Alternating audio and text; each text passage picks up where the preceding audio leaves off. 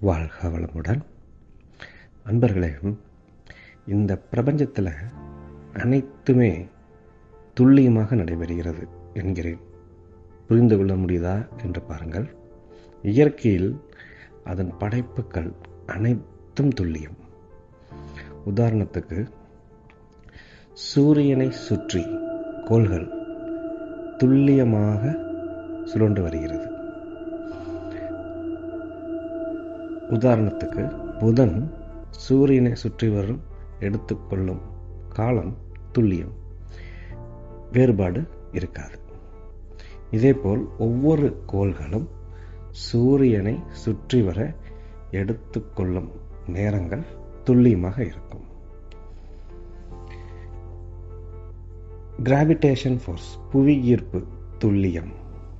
Season, பருவகாலம், பருவநிலை துல்லியம்.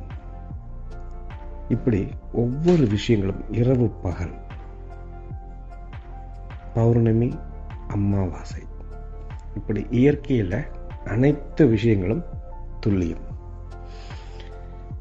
இப்படி அனைத்து விஷயங்களும் துல்லியம் என்றால் செயல் விளைவும் துல்லியமாகத்தானே இருக்க வேண்டும்.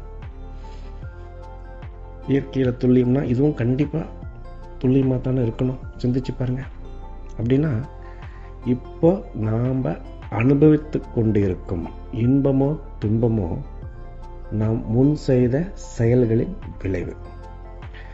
அப்போ இதுவும் துல்லியமாக தானே இருக்கணும். சிந்திச்சு பாருங்க.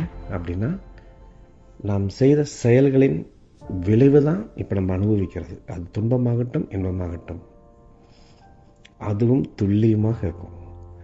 சிந்திச்சு பாருங்க. இப்போ நான் கஷ்டப்படுறேன் அப்படின்னா இது நான் முன்னர் செஞ்சது, அப்படி தானே? அப்போ உங்கள் ஃப்யூச்சர் நல்லா இருக்கணும்னா என்ன செய்யணும்?